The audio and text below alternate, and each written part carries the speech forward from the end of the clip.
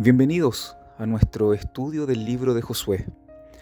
Esta semana exploramos una de las secciones más complejas, el conflicto detrás de todos los conflictos, correspondiente a la lección 4. Leer Josué nos obliga a confrontar la idea de un Dios que ordena y asiste en campañas militares agresivas. ¿Cómo podemos armonizar la imagen de un Dios guerrero con su carácter de amor y misericordia? La respuesta, queridos amigos, está en ver estas batallas terrenales como manifestaciones de una guerra cósmica mucho mayor. Día sábado, el conflicto detrás de todos los conflictos. El punto de inicio es que el libro de Josué presenta a Dios como el responsable de estos conflictos. Esta realidad es afirmada por el narrador, por Dios mismo, por Josué, por Rahab, por los espías y por el mismo pueblo. El desafío entonces es cómo mantener la credibilidad y autoridad del Antiguo Testamento mientras exploramos este difícil tema de las guerras divinas, entendiéndolas como parte de un conflicto mucho más grande entre el bien y el mal. Día domingo, el comandante de los ejércitos del Señor. Pensemos en Josué. Acaba de cruzar el Jordán, está en territorio enemigo, y frente a él se alza la imponente Jericó, con sus puertas herméticamente cerradas. En este momento crítico, Josué se encuentra con un visitante singular, el comandante del ejército del Señor. La pregunta instintiva de Josué es: ¿eres de los nuestros o de nuestros enemigos? Y la respuesta que recibe es breve, pero muy desconcertante: no. Y aquí está la lección crucial.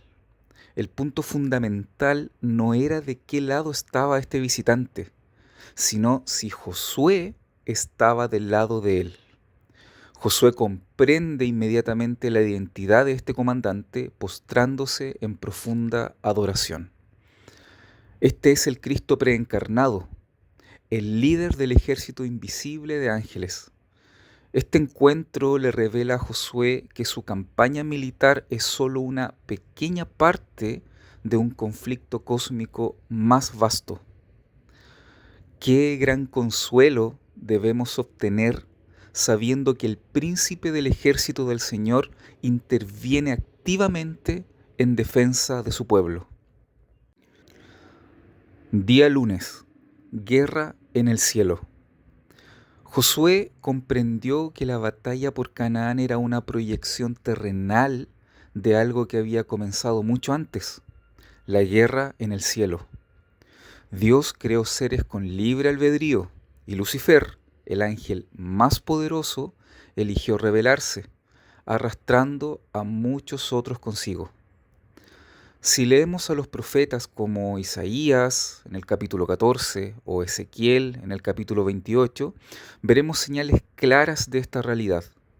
Estos profetas describen al rey de Babilonia y al rey de Tiro con rasgos que solo se aplican a seres celestiales, como haber estado en el Edén o cerca del trono de Dios. Estos seres rebeldes intentan sabotear los propósitos de Dios en la tierra. Por eso, cuando vemos las guerras de Israel, debemos reconocerlas como manifestaciones terrenales de la gran controversia entre Dios y el enemigo, cuyo objetivo final es restaurar la justicia y el amor en este mundo caído. Día martes. El Señor es un guerrero. La Biblia nos presenta a Dios como un guerrero.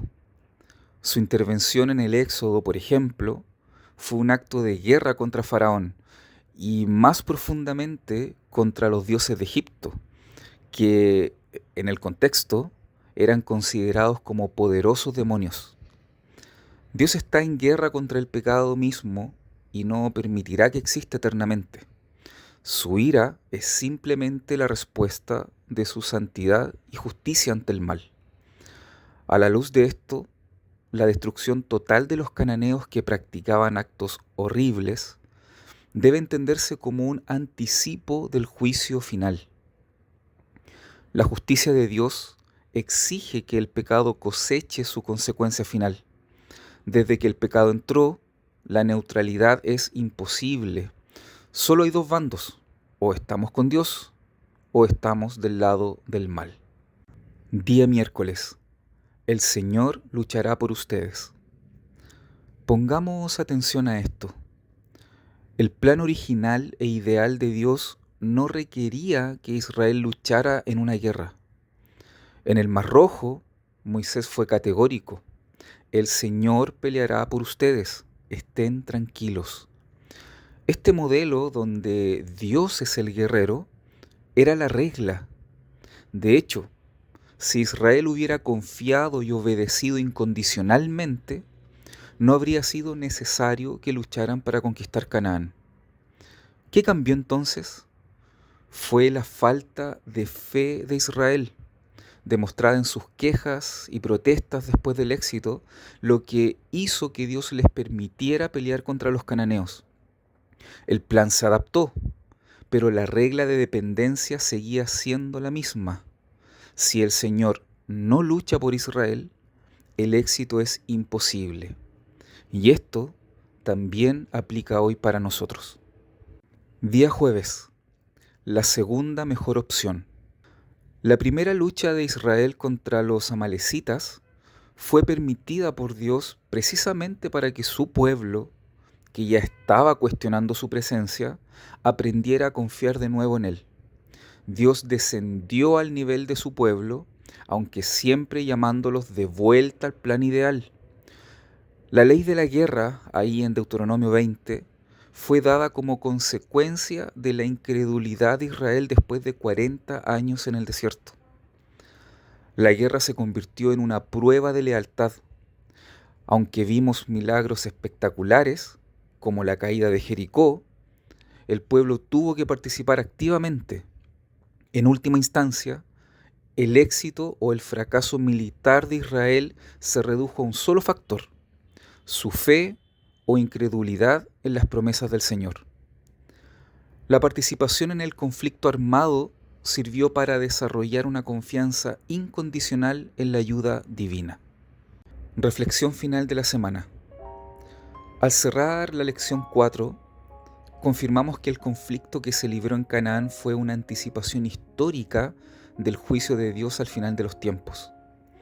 La rebelión contra la autoridad divina en el universo hizo inevitable este choque entre el poder de Dios y las fuerzas del mal. Dios, como juez justo del universo, no puede tolerar la rebelión indefinidamente. Las guerras de Israel no fueron por gloria nacional, sino para restablecer la justicia y la paz. Sin embargo, la clave que se nos enseña es que la victoria no era el objetivo final, sino la completa obediencia. Dios no quería que obtuvieran la tierra por la guerra, sino mediante la sumisión y la obediencia a sus mandatos. El verdadero mensaje de Josué para nosotros hoy, mientras enfrentamos nuestras propias luchas espirituales, es que el príncipe del ejército del Señor sigue interviniendo. Al contemplar este conflicto cósmico, no hay dudas.